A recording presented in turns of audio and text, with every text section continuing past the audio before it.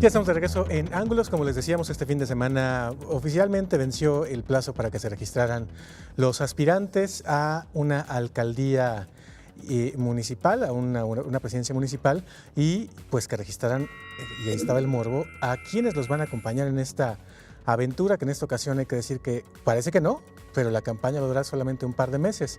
Y decimos que no porque hay quien está en campaña desde octubre y hay quien aprovecha incluso este tipo de cosas para hacer proselitismo, como lo vimos este fin de semana. Está con nosotros Jorge Rocha. Jorge, bienvenido. ¿Cómo están? Muy buenas noches. Y también Rodrigo Cornejo. Rodrigo, bienvenido. Hola, ¿qué tal? Buenas noches. Y por cierto, feliz cumpleaños. Muchas No gracias. te hemos visto desde que tenías como 19. Ya, ahora los 20, bienvenido. A ver, vamos a empezar con este asunto de los registros. Primero hay que decir que es un plazo que se cumplía y que hay quien lo dejó prácticamente hasta el final, un poco para causar expectativa, ¿no? Del que no se sabía la planilla, por ejemplo, era en su momento la adelantó Enrique Alfaro en los últimos días, pero el que sí la dejó de plano al final fue el PRI en el caso de Guadalajara y Zapopan. Así es. Mira, lo primero que a mí me llama la atención es que yo no recuerdo algún proceso electoral donde la conformación misma de la planilla se convirtiera en un tema de expectativa y de imagen, ¿eh? Normalmente la gente de lo que se fija es quién es el candidato a presidente municipal, obviamente los candidatos a diputados, sobre todo de los demarcaciones de mayor, digamos, interés, que suelen ser las de zona metropolitana en nuestro caso, y por supuesto cuando hay elecciones a presidente o a gobernador, eso es lo que llama la atención. Pero yo no había visto, o por lo menos con tanto detalle y con tanto interés, el tema de cómo se iban a conformar las planillas para candidatos a presidentes municipales. Entonces, para mí es lo primero que me llama la atención. Efectivamente, creo que sí es un fenómeno creado por los propios candidatos, porque vuelvo a repetir, la verdad es que a muy poca gente le interesaba este asunto, porque en muchos casos los únicos que terminan entrando al gobierno municipal es el número 1 de la lista de regidores. Entonces creo que en ese sentido les sirvió la campaña esta de expectativa, que bueno, eso se utiliza en comunicación política sin duda, tanto de Alfaro como de Villanueva, porque los dos esperaron prácticamente hasta el final, ¿no?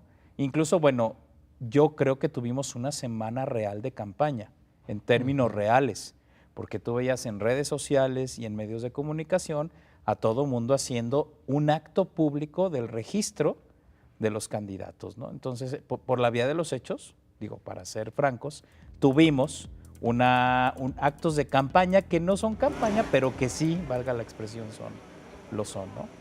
Entonces, para mí ese es el primer fenómeno que me llama la atención. Ahora, el segundo es que efectivamente en los dos casos de los candidatos, digamos, que están en el centro de la disputa política, que es Ricardo Villanueva y Enrique Alfaro, pues hubo comentarios sobre la integración de la planilla. Evidentemente, en el caso de Alfaro son dos temas fundamentales. La primera es la cantidad de gente del PAN que está metido en la planilla, y en segundo lugar, la posición de Beatriz García de la Cadena, esta reportera, que más bien se dedica a la denuncia pública, situación que causó digamos, entre los simpatizantes de MC, causó un revuelo y que hizo que Alfaro, bueno, reconsiderara la posición de esta reportera, la dejó fuera, aunque hoy ya aparece como candidata del Partido del Trabajo, ¿no? Y en el caso de Villanueva, pues con lo que amanecimos el día de hoy, pues es que Cintia Valdés, la gimnasta, esta multimedallista de los Panamericanos, tapatía, y el maestro Benjamín Galindo, uno de los íconos de las Chivas Rayadas de Guadalajara, aparecen en la lista de la planilla, con lo cual, pues obviamente se genera todo un debate al respecto de quiénes tendrían que estar y quiénes no deberían de estar en una planilla. Por supuesto que por cuestiones constitucionales cualquier mexicano y mexicana tiene derecho a competir por un cargo, pero obviamente aquí el debate está sobre si esos son los perfiles adecuados, ¿no? Claro. Rodrigo, ¿tú cómo la viste? Pues a mí me parece que, en primer lugar, esto está siendo espejo de un fenómeno que ya vimos, tal vez no exactamente para regidurías para la ciudad de Guadalajara solamente, sino en otras partes en los que los partidos políticos sistemáticamente han registrado figuras que pueden o no ser militantes, pero que por su proximidad y por su posición mediática o social encuentran el camino a o una candidatura o a una de estas listas. Es decir, el caso de Cuauhtémoc Blanco para el Partido Socialdemócrata en Cuernavaca, Esto también se ha visto espejado en los candidatos independientes con el caso de aquel que no merece ser nombrado.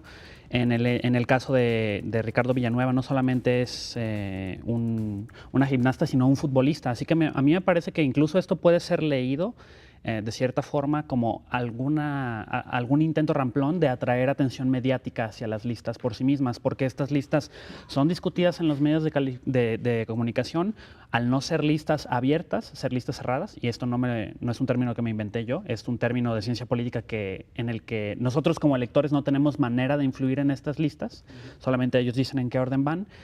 No hay mucho que se pueda hacer más allá de la crítica y la denuncia de cómo están constituidas estas listas. Así que, por un lado, atrae mucha atención mediática a las listas de regidores. Y en segundo lugar, los argumentos que se esgrimen, más allá del que todos tenemos derecho a competir, es que son personas pues, que tienen una cierta posición social y probidad, incluso dijo Ricardo Villanueva en el caso de estos deportistas que están en su lista.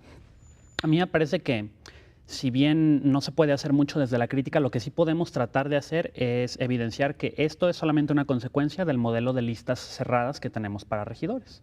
Es decir, en otros países, y no se refiere uno a países muy lejanos, sino a países como Chile y Brasil, el sistema de listas abiertas quiere decir que un candidato como estos pondría en una lista a todos sus posibles integrantes de planilla, y los electores, hay varias formas, pero podrían decir quién iría primero y quién iría después, es decir, ponerlos en un cierto orden.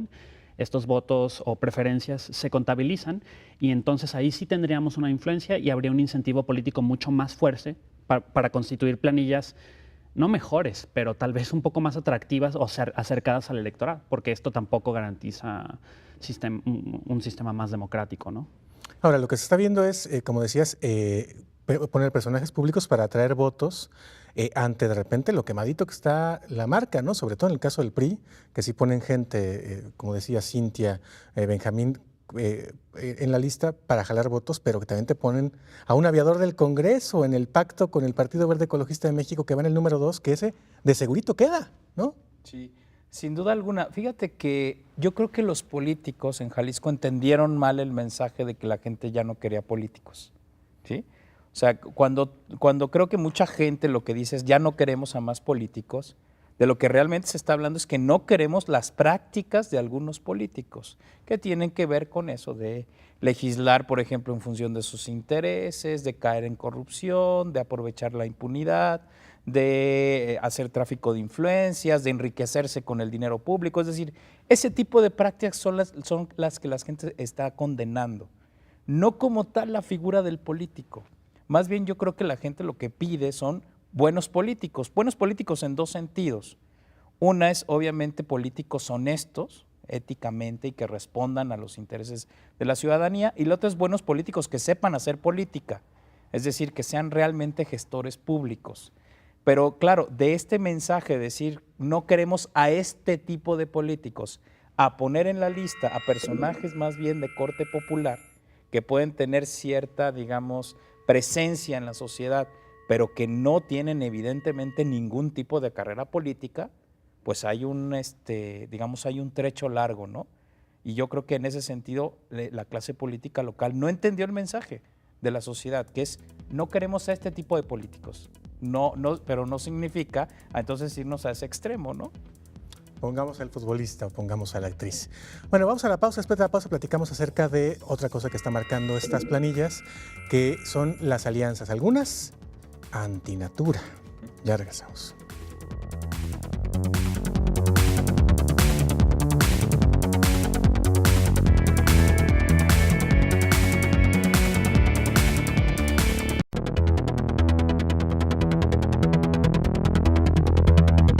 Ya estamos de regreso en Ángulos platicando acerca del registro de las planillas a algunas alcaldías y bueno, pues decíamos que llamó la atención las de la zona metropolitana de Guadalajara. En el caso del PRI también hay que decir que previamente lo había hecho MC y MC llamó la atención, Jorge, no sé si estás de acuerdo, Rodrigo, porque justamente se dicen los ciudadanos más ciudadanos y hacen la misma práctica que los políticos, que es que poner a los líderes, a los liderazgos de sus propios partidos a cambio pues justamente de un pago, digamos, por ese favor de andar regenteando al ganado, ¿verdad?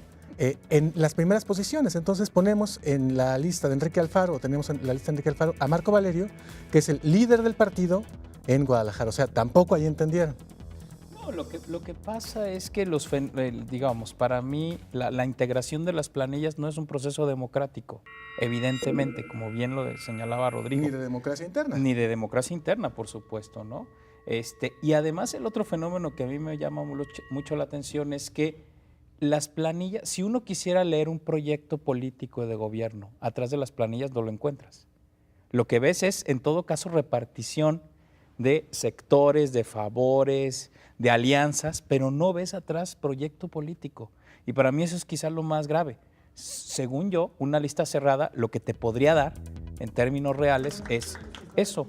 Tengo un proyecto de gobierno y entonces hago mi planilla para eso, para poder gobernar de acuerdo a ciertos postulados o ciertas perspectivas o ciertos proyectos. Pero eso no lo vemos en ninguna planilla, y puedo decirlo, en ninguna planilla. Aunque algunos digan, no, es que sí hay proyecto, yo les preguntaría cuál es el proyecto de gobierno. En todo caso, lo único que existe es un proyecto electoral de cortísimo plazo. Para ganar la elección, punto. Exacto, una planilla para ganar elección, pero no una planilla para gobernar.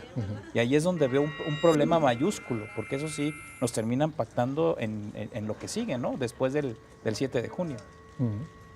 Exacto, cuando tenemos una amalgama de personajes que están seleccionados por criterios en donde priva no solamente las prebendas y el intercambio de lugares, sino los incentivos políticos a corto plazo, se hacen evidentes las limitaciones y los horizontes de la figura de las listas cerradas. Es decir, que tanto de listas cerradas y listas abiertas hay limitaciones. Ninguno de esos mecanismos va a traer más pluralismo ni más democracia. El problema aquí es no el problema de el falso problema, en mi opinión, de la voluntad política, porque pues ya a esas nos vamos, todo se reduce a tener buena voluntad, ¿no? El problema es que no ha habido una distensión de las contradicciones del sistema político mexicano, y esto ve su expresión en estas listas cerradas. No solamente estas listas cerradas no sirven a uno de sus propósitos o ventajas, que es hacer de manera más compacta un proyecto político que no esté, o sea, no todo tendría que estar sujeto al escrutinio de los votantes, sino de repente, pues, si uno tiene un experto que tal vez no es rentable electoralmente, pero es muy buen gestor, lo puede incluir en esta lista. Esto no sucede, sino que esta mezcolanza, amalgama de personajes en una lista para regidores termina siendo a largo plazo no solamente contraproducente, sino incluso esquizofrénica. Da la capacidad, y estos son parte de los defectos de la lista cerrada, de no solamente incorporar personajes que son parias de otros partidos o que fueron expulsados, sino gente que es evidente que no tiene capacidad para gobernar. Y en este caso, si vamos a jugar a incluir a deportistas, artistas o aviadores, bueno, vámonos a las listas abiertas a ver qué tanto pueden soportar el escrutinio de los electores. Si vamos a jugar a la democracia con listas cerradas, entonces hay que hacer una selección mucho más cautelosa de perfiles que coadyuven a tener un proyecto político compacto y efectivo más allá de la elección. Claro, ahora que lo mencionas, en el caso de MC también se comprueba eso de que se sigue recogiendo cascajo, porque están recogiendo a panistas, que ya sabíamos que lo hacían, pero también a priistas. Y pues luego resulta que se pregunta uno, pues no, que no eran iguales y se jalan a los que eran supuestamente distintos a ustedes, ya no entendemos. Ahora, estamos viendo en pantalla a Raúl Vargas, que antes de la pausa yo me refería a el PRD y al PAN como alianza antinatura. Estamos viendo a el partido de izquierdas, de verdadera izquierda, o bueno, ya no sabe uno cuál es el de verdadera izquierda, en el Estado, con el de derecha, de verdadera derecha, que es el Partido de Acción Nacional, postulando candidatos por lo menos para algunos municipios importantes como Puerto Vallarta y Tlaquepaque. Y el Salto. El Salto, por cierto, con un futbolista. Claro. Sí, el caso del Salto es una alianza, digamos que sí es por todos lados criticable, ¿no? O sea, es el partido de izquierda con el partido de derecha. Ambos creo que sí han sido consecuentes, por lo menos en los últimos años, en sus posiciones. Digo, si uno ve su actuar en el Congreso, lo ves, ¿no? Unos proponiendo, por ejemplo, la legalización del uso de la marihuana para algunos casos, ¿no? Y los otros oponiéndose a este tipo de cosas. Dices, bueno, sí han sido, digamos, algo consecuentes, pero de repente los ves juntos impulsando a un exfutbolista que además vive del espectáculo, además en El Salto, que es el municipio que yo creo que es el más problemático de la zona del área conurbada de Guadalajara, pues entonces ahí sí dices, estos son verdaderas mezclas duras, ¿no? O en el caso de Tlaquepaque, postulan a Lucy Pérez Camarena, persona a quien yo, digamos, conozco bien, pero que obviamente ella abandera una posición muy de derecha en algunos puntos, y pues es postulada por esta izquierda que ha promovido algunas, como la libre convivencia en Jalisco, ¿no? Entonces ahí también son cosas que no te terminan de empatar, y yo no veo, por ejemplo, a Lucy hablando de los temas de la izquierda. Exacto. No lo veo, no, dices, ¿qué va a pasar en Tlaquepaque? Son mezclas muy complicadas, Si ¿no? gana ella en Tlaquepaque y si gana el Peri Cuevas, que también es derechita, Sí, así es. allá en Puerto Vallarta, Puerto va a Vallarta. gobernar el PAN. Así O sea, es. ahí no se lleva nada el PRD, salvo tal vez algún regidorcillo, ¿no? Claro. Sí, en el caso, ahí, bueno, hay que ver, el PRD, bueno, hizo esta alianza porque lo que quería era hacerse fuerte en Tlajomulco, fortalecer la candidatura de Gerardo Quirino, Velázquez, porque creo que ahí lo que dicen, bueno, parece que tienen posibilidades reales de poder ganar el municipio, Sí, y van por lo junto con el tanto PAN. dicen, bueno, pues te cedo esto, pero me acompañas en esta, ¿no? Entonces, esos son luego el intercambio de cartitas, que por supuesto ahí no tiene nada que ver ni la ideología ni los proyectos, ahí sí es puro pragmatismo político, ¿no? De todos. Ahora, pragmatismo político que en el caso de Jalisco se olvida una vez pasada la elección, y lo digo por el Pacto Pro México, en donde vimos ahí unidos prácticamente de la mano no solamente al PAN y al PRD, sino también al PRI. Exacto, esto es más allá de pragmatismo político por un lado, es también una simulación por el otro. Es decir, hay varios miembros de la oposición en Jalisco que con el grito de guerra de que debemos de sacar al PRI a toda costa del gobierno, justifican cualquier cantidad de tropelías y prácticas reprobables políticamente hablando. Es decir, tenemos que sacarlos a ellos y eso justifica cualquier cosa que nosotros hagamos. Incluso yo, no siendo el más fuerte simpatizante, por así decirlo, del proyecto de gobierno del partido en el poder ahorita, yo considero bastante reprobable el que con las mismas o peores prácticas se quiera desbancar al partido que sea en el gobierno, ¿no? Es decir, con la antidemocracia tratar de tumbar a un partido político. Esas prácticas me parecen reprobables. Pero eso sería suponiendo que los partidos políticos realmente fueran oposiciones y contrapesos a los unos a los otros. Es decir, cuando ha llegado, por ejemplo, la hora de las aprobaciones de las reformas estructurales en el Congreso de Jalisco, vemos que de repente no hay muchas líneas ideológicas o programáticas incluso. Ya uno ni siquiera le pediría tanta congruencia ideológica a los partidos, sino simplemente una cierta consistencia de voto congruente con el instituto político al que representan. Es decir, si hay documentos programáticos o doctrinarios en el caso de PRI, de PAN y de PRD, que uno tendría que ceñirse a ellos en sus líneas de voto si es que uno dice representar este partido. Pero esto no sé, de buenas a primeras es descartado cuando es inconveniente, lo cual pues puede ser muy pragmático o no, pero a la hora de la hora muestra que no hay nada más que un juego de piezas de ajedrez en el Congreso del Estado. Ahora, fíjense, un tema ahí, y abundando en lo que dice Rodrigo, es que en México las experiencias de alianzas y coaliciones no han sido positivas en términos reales, porque al final, o dos cosas, o no se ponen de acuerdo y hay una parálisis gubernamental tremenda, o terminen poniéndose un solo partido por la vía de los hechos, ¿no? Tenemos el caso de Puebla, ¿no? Pues el actual gobernador llegó con coalición o con alianza PAN-PRD, pero en realidad es el PAN el que está gobernando. En el caso de Oaxaca es lo mismo. Cue llegó también con alianza PAN-PRD, pero es realmente el PRD el que está gobernando. Entonces, al final de estas alianzas hay un partido que realmente es el que se termina, digamos, imponiendo su proyecto de gobierno, ¿no? Muy bien. ¿Y qué decir de la otra alianza, que son dos partidos, que sí hay diferencia entre ellos, que el PRI y que el Verde? ¿Dos partidos? Sí, pues sí, que son dos. Hay quien dice que en realidad el verde es el verde del verde, blanco y rojo del PRI. Bueno, vamos a la pausa. Después de la pausa seguimos platicando acerca de estos temas, entre otros lo que tiene que ver con la seguridad, porque hubo, pues, por lo menos un par de partidos que declararon que no iban a registrar candidatos en algunos lugares porque no hay condiciones siquiera para que se presenten esos candidatos por cuestiones de seguridad. ¿Y a qué lo ligan? Al crimen organizado. Ya lo platicamos después de sus mensajes.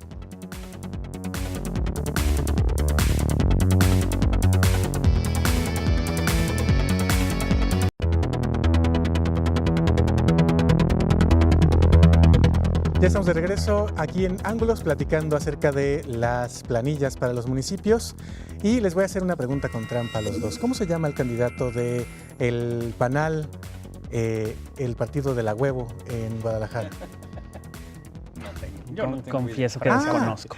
Pues imagínense cómo están las cosas, que se supone que pinta más que otros partidos políticos como el PT, que Morena o que el partido el humanista o el PES.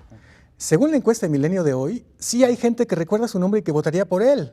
El 1.5% y está muy cerca de Lagrimita, perdón, el innombrable, 1.8%. Pero lo sorprendente de todo es que serían ellos la cuarta fuerza electoral, únicamente después, la cuarta, del PAN, PRI, MC, perdón, y el PAN. El PAN está en un abismo, tiene 8% de votación, qué lejos están los polvos de aquellos lodos, ¿no? Pero además, otro dato que llama la atención de esta encuesta es que el 11%, ahí está la Lagrimita, mira, con el 1.5%, el 11% es voto nulo. O sea, la tercera fuerza electoral hoy sería el voto nulo. Mira, si eso fuera, yo la verdad apenas vi la encuesta y no la he analizado, por lo cual todavía no tengo un comentario al respecto, pero seguramente lo voy a hacer y lo escribiré. Pero el hecho, a mí, de las que leí de inicio, el hecho de esta bajada del PAN tan importante en Guadalajara me parece relevante porque prácticamente en todas las encuestas se había manejado que el voto duro del PAN en Jalisco y en Guadalajara era 20%. Cuando tú lo ves sobre el 8%, a mí por lo menos sí me genera preguntas, sobre todo porque a nivel nacional el PAN ha estado creciendo. ¿Sí? O sea, en todas las encuestas, las del Universal, las de Reforma, las del Financiero, en todas el PAN está creciendo a nivel nacional. Y que aquí baje todavía más, me llama la atención, hay que analizar. Cuando además se considera Jalisco un bastión panista. Así es, y además con un candidato que no es tan mal visto como a Alfonso Petersen. La segunda es que si efectivamente el voto nulo del 11% fuera real, estaríamos ante un récord de voto nulo en Jalisco. En la última elección donde hubo un voto nulo amplio fue en el 2009. A nivel Jalisco fue del 5.9%, si mal no recuerdo, y los distritos con mayor voto nulo fueron el 10 y el 12. Y en esos dos anduvo en lo local sobre 10%. Si efectivamente fuera el 11%, estaríamos hablando de una fuerza de anulación muy importante, aún sin campaña pro voto nulo, que ese es también el otro detalle. En 2009 hubo gente que estuvo haciendo campaña para anular el voto. Ahora, si arrancando las campañas tenemos ese voto nulo, si yo fuera clase política estaría profundamente preocupado. Preocupado, ¿no? Que ahí se confirmaría lo que decías tú y lo que decía Rodrigo. En tu caso, lo que sería la respuesta a ese no entender el mensaje de que no queremos ese tipo de políticos y justo lo que tú decías, de meter a gente que no necesariamente te va a representar, que sí te jale votos justamente porque ves en partidos que no te representan, ¿no? Exactamente. Tal vez la conformación de las preferencias de los electores en estas encuestas hablen de una elección en ciertos aspectos sui generis. Lo preocupante tal vez es que el resultado final tal vez sea un pequeño recambio de poderes en algunos municipios de la zona metropolitana de Guadalajara, pero tal vez también a nivel federal y aquí en la ciudad no represente, excepto si el Partido Movimiento Ciudadano triunfa de manera convincente en Guadalajara, un cambio de la constitución real de los poderes que manejan el Congreso local y los municipios, ¿no? Esto quiere decir que tendremos a un candidato que gobernó un municipio, ahora va a gobernar otro de la zona metropolitana de Guadalajara. No creo que cambien las interacciones o las dinámicas de las fracciones parlamentarias en el Congreso e incluso a la luz de que por primera vez compiten los independientes, tal vez eso también tenga un impacto moderado, modesto, por así decirlo, en las preferencias del electorado. De lo que sí habla es que no hay nada efectivo para que la clase política se preocupe. Ese es el problema. Y yo pienso que la racionalidad política de la clase política jalisciense es mínima o inexistente. Es decir, no hay incentivo alguno que inste a que cambien cómo constituyen sus planillas, a quienes postulan, los mensajes políticos que dan. Esto quiere decir que hay una cúpula política que es altamente resistente no solamente al cambio, sino a cualquier clase de mensaje ciudadano, sea racional, sea de protesta, sea de especulación académica y que se hace caso omiso de cualquier advertencia de que están perpetuando la descomposición del sistema político. Y por cierto, en la encuesta de hoy, hay que ver qué pasa el 7 de julio, pero en la encuesta de hoy se cae a pedazos esa estupidez que anda promoviendo la izquierda en el país de que si anulas el voto, gana el PRI. En la encuesta de hoy gana, por poquito, pero gana la izquierda. Entonces ahí se cae ese asunto. Ahora, para terminar, el asunto de la seguridad. Porque tanto el Movimiento Ciudadano como el PRD han dicho, en el caso del PRD entiendo que son 10 municipios donde no presenta candidato y MC creo que 7, por el asunto de la seguridad, porque no hay condiciones siquiera para presentar candidato, porque luego les pasa lo que les pasó, si mal no recuerdo, en, ¿dónde era? Creo que en Guerrero, en donde les matan a una candidata, a la que le dijeron que no se presentara y la matan, del PRD, ¿verdad? Exactamente. No, a mí eso me parece muy preocupante porque parece que tenemos una especie de tensa calma en el Estado, o sea que sigue habiendo territorios muy complicados, bueno, lo acabamos de ver con lo de Ocotlán. Claro. O sea, ¿cómo puede ser posible o sea, a mí me preocupa mucho lo que está pasando en ese municipio y por supuesto que hay zonas que siguen estando muy complicadas. De hecho, si ustedes recuerdan, cuando el anuncio de las famosas reformas en seguridad, Jalisco había sido señalado que iba a tener intervención federal en algunos municipios. Sí, sabemos de 2 donde sí entraron a desarmar policías, pero no creo que eso se reduzca a esas dos demarcaciones. Creo que tendríamos que estar mucho más atentos al respecto, porque sí, esta idea de que en Jalisco ya las cosas se calmaron, probablemente sí pueda, digamos, ser en algunos sitios, más en zona metropolitana, pero el resto del estado yo no lo veo tan pacificado, ¿eh? Sí, sobre todo los limítrofes con Zacatecas y con Michoacán, ¿no? Sí, pues lo de Ocotlán habla muchísimo acerca de las situaciones de seguridad, donde el fiscal sale a decir que es que hace meses que no patrullaba la Policía Federal en Ocotlán. ¿Por qué? Pues así está la situación ahí, ¿no? A mí me parece que a la luz de las declaraciones de Lorenzo Córdoba del INE, que dijo que iba a incluso pedir la intervención de las fuerzas de seguridad para llevar a cabo las elecciones, en el aparato político mexicano se está consciente de que un factor importante de desestabilización en las elecciones es no solamente la protesta como ellos lo conceptualizan, sino que la delincuencia organizada va a jugar un papel en qué tan efectivo es simplemente poner en la infraestructura para que se lleven a cabo las elecciones. Habría que estar atentos a estos municipios problemáticos en situación de seguridad en Jalisco y no habría que descontar que la violencia exacerbada que hemos visto en el pasado se manifieste durante las elecciones. Muy bien. Pues muchas gracias, Rodrigo. Gracias. Muchas gracias, Jorge, Gracias y muchas a gracias a ustedes. usted. Quédese en Canal 44 aquí en Guadalajara y el 31.2 en Los Ángeles. Hasta la próxima. Pásela muy bien.